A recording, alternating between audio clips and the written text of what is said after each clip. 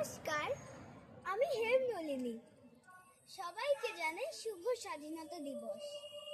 আজকে আমি আপনাদের কবি সুকান্ত ভট্টাচার্যের একটি দেশাত্মবোধক কবিতা ভবিষ্যতে আবৃত্তি করে শোনাব।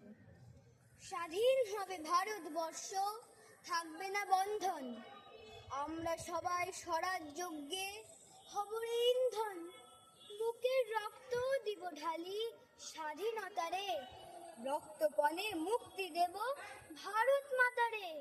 মূর্খ যারা, অজ্ঞ যারা, যেজন বঞ্চিত, তাদের তরে মুক্তি সুধা করব সঞ্চিত।